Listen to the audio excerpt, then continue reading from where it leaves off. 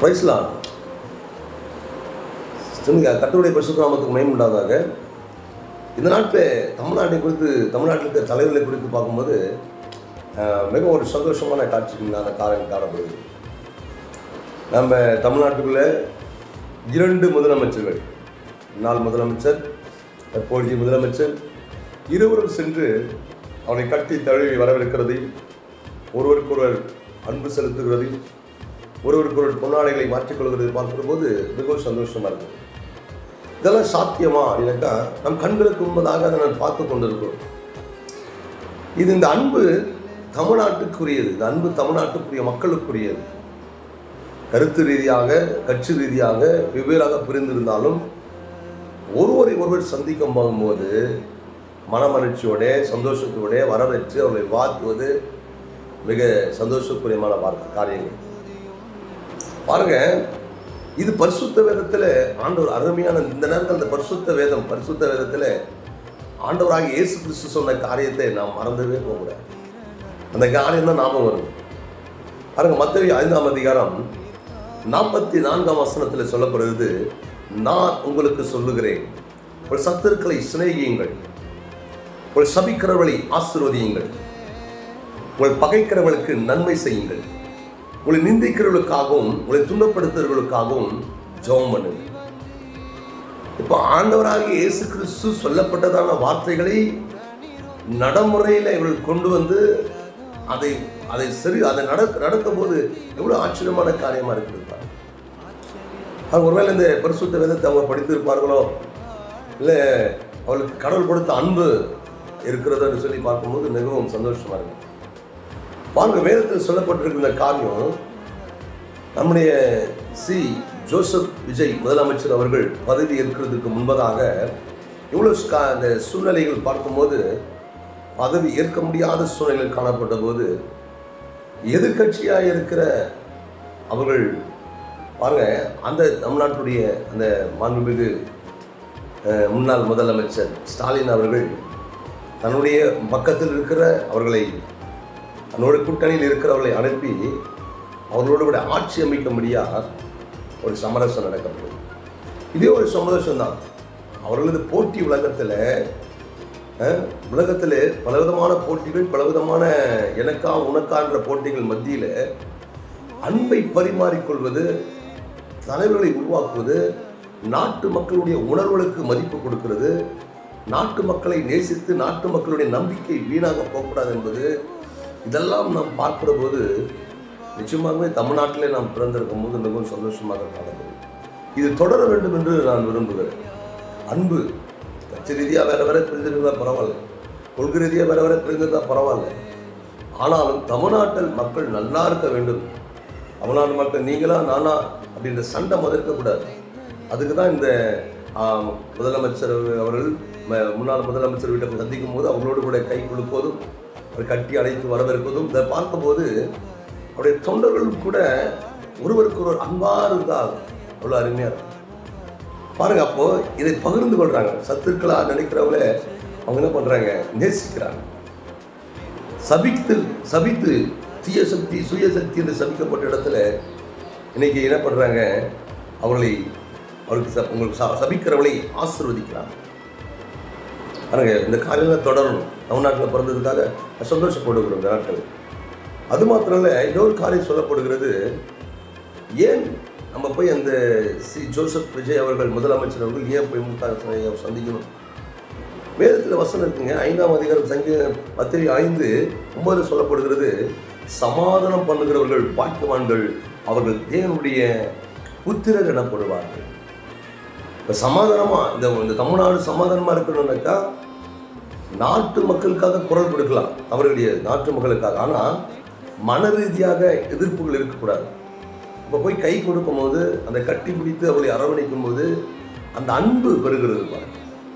இப்போ சமாதானம், உங்களுக்கு எனக்கு சமாதானம்.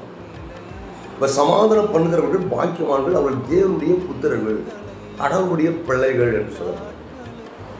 இன்னைக்கு இந்த உலகத்தில் இருக்கிற அத்தனை பேருமே கடவுளுடைய பிள்ளைகள் தான். நம்ம ஒருவருக்கொருவர் அன்பாக இருக்கும்போது, ஒருவர் நேசிக்கும் போது, ஒருவருக்கொருவர் அன்பை பகிர்ந்து கொள்ளும் போது, என்னுடைய வேலை வேலையாக இருக்கலாம், உங்களுடைய வேலை வேலையாக இருக்கலாம், நான் நான் நான் நான் வேற காரியம் செய்யலாம், நீங்கள் வேற காரியம் செய்யலாம். அவங்களுடைய கொள்கை வேற ரீதியாக இருக்கலாம், தொழில்கள் வேற ரீதியாக இருக்கலாம். ஆனால் நம்ம எல்லோருக்கும் அன்பு என்பது மிக முக்கியமானது. அந்த அன்பை தான் ஆண்டு வெளிப்படுத்துகிறார். இது இன்னொரு வசனமும் அதில் குறிப்பிட வேண்டிய கட்டாயத்தில் காணப்படுகிற வாசிக்கிறோம். அதே மத்தேயு 5ஆம் அதிகாரத்தில் பாருங்கள், வாசிக்கலாம். மத்தேயு 6ஆம் அதிகாரம் 14ஆம் வசனம் சொல்றது, மனுஷருடைய தப்பிதங்களை நீங்கள் அவர்களுக்கு மன்னித்தால் உங்கள் பரமபிதா உங்கள் தப்பிதங்களை உங்களுக்கு மன்னிப்பார். ஒருவருக்கொருவர் மன்னிக்கிறோம். இந்த எதிர்ப்புலேயே இருக்கும்போது நான் மாத்திரம் இல்லை, நம்மை சார்ந்தவர்களும் ஒருவருக்கொருவர் எதிர்ப்பு தெரிவிக்கும் போது சமாதானம் நமக்கு மாத்திரம் இல்லை, இந்த தமிழ்நாட்டுக்கே சமாதானம் இல்லாமல் போயிடும், உலக நாடுக்கே சமாதானம் இல்லாமல் போயிடும். ஒரு வீட்டுக்குள்ளே சமாதானம் இல்லைன்னா ஒரு கிராமத்துக்குள்ளே சமாதானம் இருக்காது. ஒரு கிராமத்துக்குள்ளே சமாதானம் இல்லைன்னா ஒரு நாட்டுக்குள்ளே சமாதானம் இருக்காது. ஒரு நாட்டுக்குள்ளே சமாதானம் இருக்குன்னு அப்படியே சொல்லிட்டே போகலாம். இப்போ சமாதானம் என்பது ரொம்ப முக்கியம். அதே சமயத்தில் ஒருவருக்கொருவர் மன்னிக்க வேண்டியதும் ரொம்ப முக்கியமாக. மனுஷனுடைய தப்பிதங்களை நீங்கள் அவர்களுக்கு மன்னித்தால் உங்கள் பரமபிதா உங்களுடைய தப்பிதங்களை மன்னிப்பார். பாருங்க, ஒருவருக்கொருவர் மன்னிக்கும் போது, ஒருவருக்கொருவர் அரவணைக்கும் போது, ஒருவருக்கொருவர் ஏற்றுக்கொள்கிற போது ரொம்ப சந்தோஷமான காரியங்கள் நடக்குது. பாருங்க, அது மாத்திரம் இல்லாமல் அன்பு இதுக்கு பின்னாடி பின்புறமாக இருக்கிறது.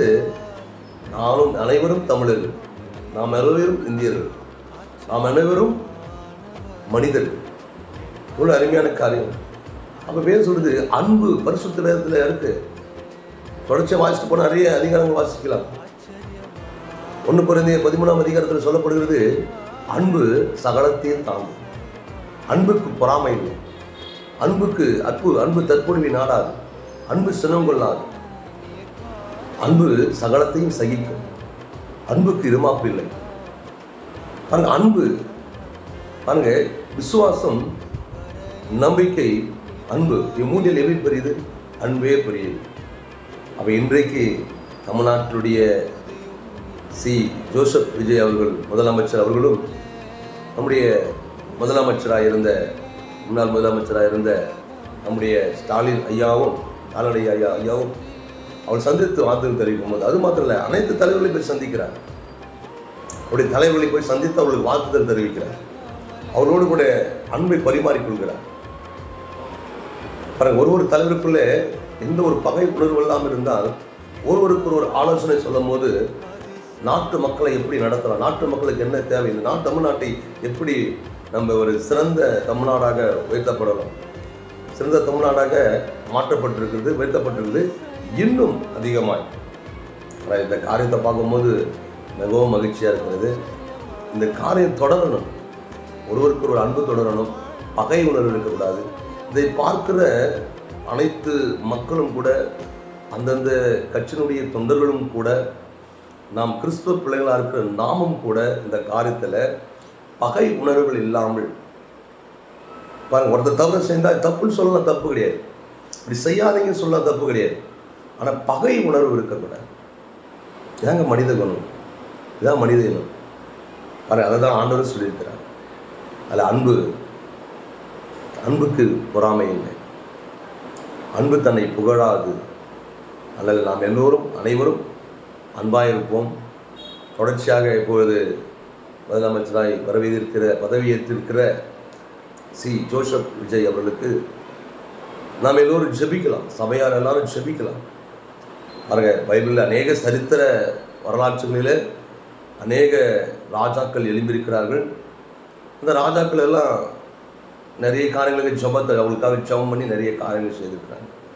அப்படியாக தமிழ்நாட்டில் ஒரு எழுப்புதலும், தமிழ்நாட்டுக்குள்ளே ஒரு அன்பும், அனைத்து மக்களுக்குடைய ஒரு சமாதானமும், அனைத்து மக்களுக்கும், பிறப்புக்கும், எல்லா உயிருக்கும் என்று சொல்லப்படுகிறதான அந்த வார்த்தைகள் அத்தனை மக்களுக்கும் போய் சென்றடையட்டும், அத்தனை மக்களுக்கும் அது பயனடையட்டும், அத்தனை தலைவர்களும் சமாதானமாக இருக்கட்டும், தேசம் வளம் பெறட்டும். கர்த்தர் தாமே நம் அனைவரையும் ஆசீர்வதிப்பாராக. இதற்காக இந்த அன்பு தொடர்ச்சியாக தொடரும்படியாய் கொள்கை ரீதியாக மக்களுடைய தேவைகளுக்காக சில குறைகள் இருக்கும்போது அதை இப்படி செய்யுங்கள் என்று சொல்லி காட்டலாம். ஆனால் எதிர்ப்புகள் இருக்கக்கூடாது. எதிர்ப்பில் ஒருவருக்கொருவர் கடிந்து வச்சித்திரலானால் அழிந்து போவீர்கள் என்று பரிசுத்த வேதம் சொல்கிறது. அதனால் இந்த வார்த்தைகள், பரிசுத்த வேதம் என்கிறது இதற்கு உலகத்துக்கு ஒளியாக இருக்கிறது. அதில் இந்த காரியத்தை நாம் அனைவரும் கர்த்தர் நம்மை அனைவரையும் ஆசீர்வதிப்பாராக. அனைவருக்காக நாம் ஜெபம் பண்ணுவோம். தேச தலைவர்களுக்காக ஜெபம் பண்ணுவோம். தேச மனிதர்களுக்காக ஜெபம் பண்ணுவோம். உறவுகளுக்காக ஜெபம் பண்ணுவோம். அனைவரையும் கர்த்தர் ஆசீர்வதிப்பாராக. ஆமென்.